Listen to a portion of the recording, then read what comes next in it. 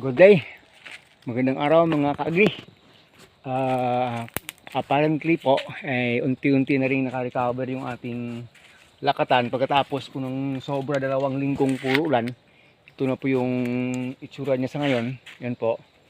Pero hindi talaga may iwasan, may tinamaan po talaga ng mga sakit-sakit mga ka-agri.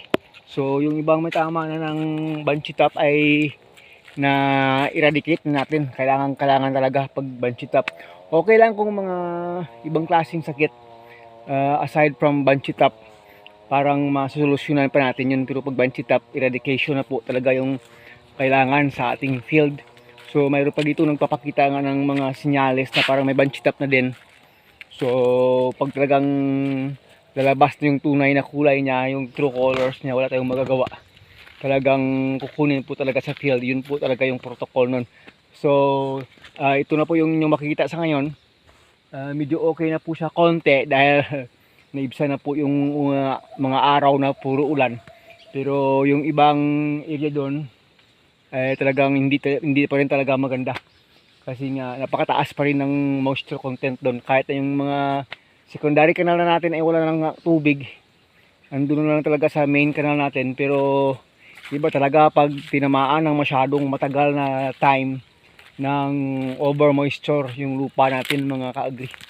So mag-check tayo dito ngayon araw sa ating field na rin. So yan na po, ito na talaga yung ano natin.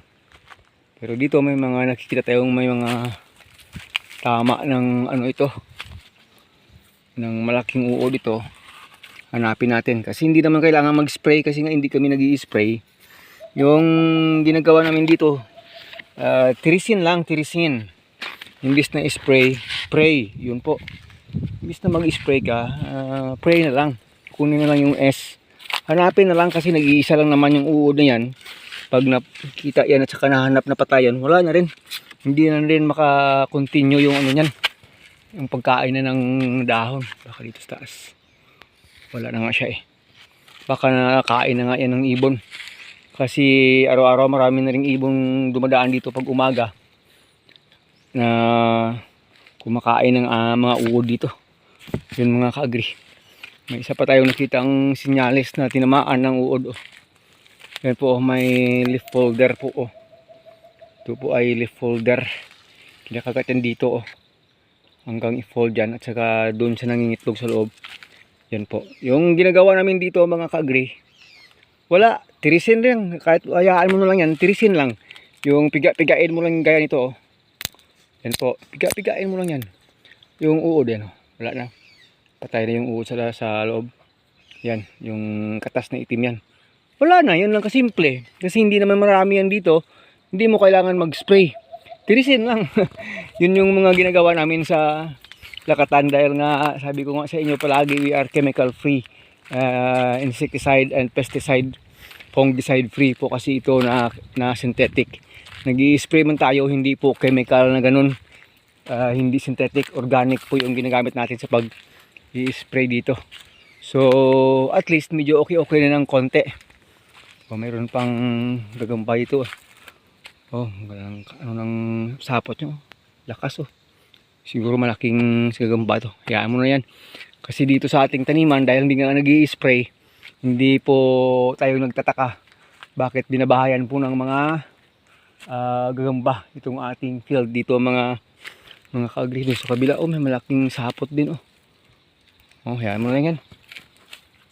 Baka hindi naman magandang kasing gagamba kasi uso ngayon yung gagamba dito So yun, check lang po tayo ngayong umaga.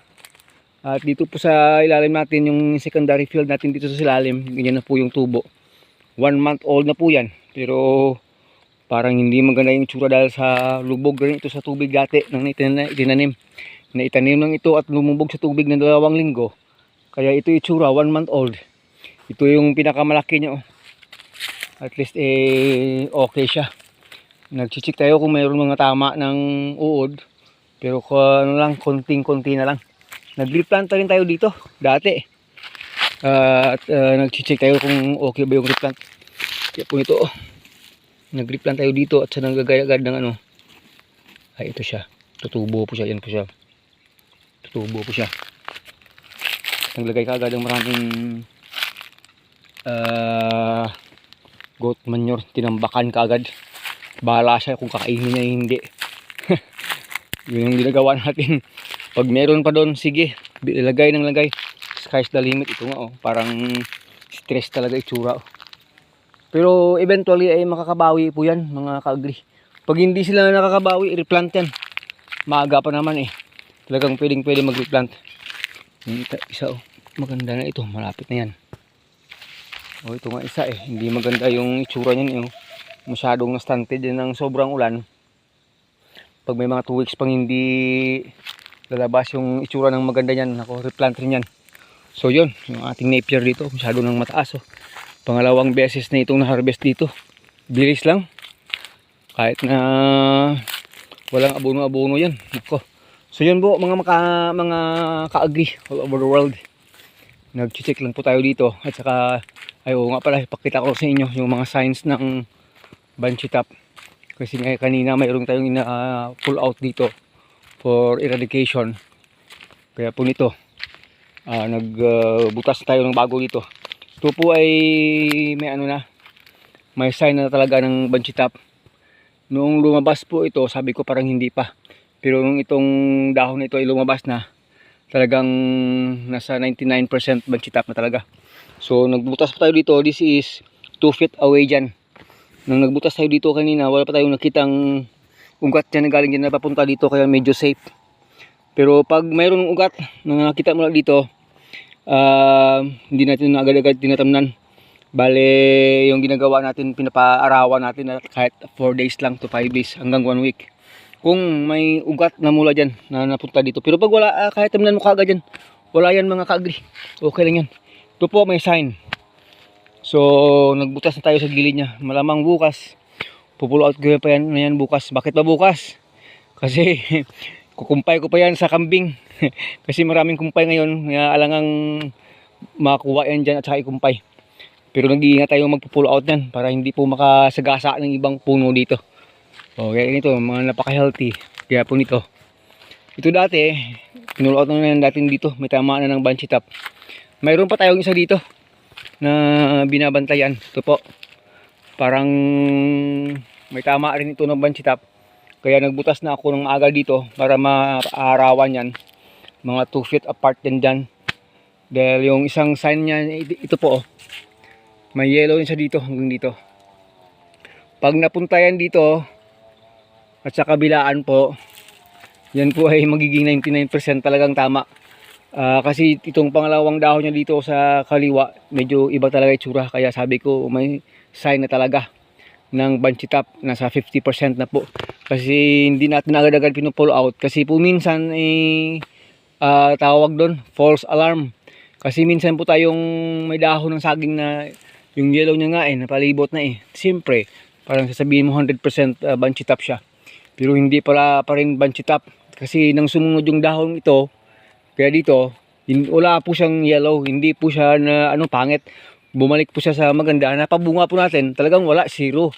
Zero banshee top. Kaya yung ginagawa po natin mga ka-agri yun, pinabayaan natin ng mga ilang araw. Pero pag sure na tayo, huwag patagalin sa field.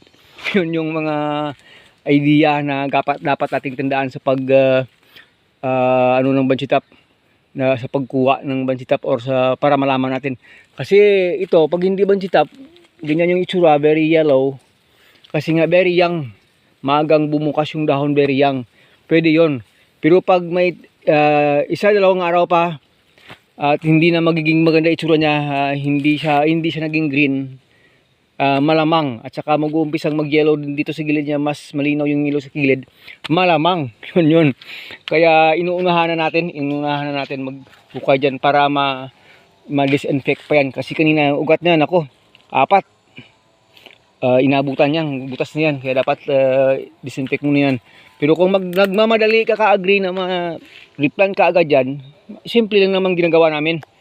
Pinupull out ito, niredicate po ito, ay ito tinatamnan kaagad, pero dapat paapuyan mo yan kahit 2 oras para po mamamatay talaga yung mga dyan, mga bacteria, fungus, virus kung meron man. Yun yung mga ginagawa nating protocol. Yung paminsan-minsan ginagawa namin, yung ating kitchen ash, abo. Yun yung nilalagay namin dyan para kahit direkta kang magtanim, mayroong proteksyon yung next na nasa buwal natin itatanim dyan mga ka-agri. So yun. Dito sa kabila, kanina nag-pull out tayo. Ang laki pa namang puno, sayang. Ito po. Dito sa gitna. Pero nagbutas tayo dalawa.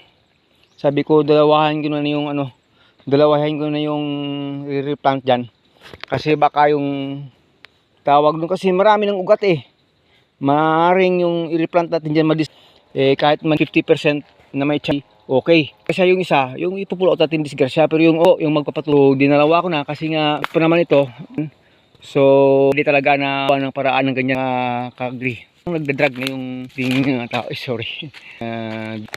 Sabi kong baka nagdadrag na nga talaga. Muna mga ka-agri. Po ito, pagkatapos po ng sobrang dalawang puro ulan. God bless us all!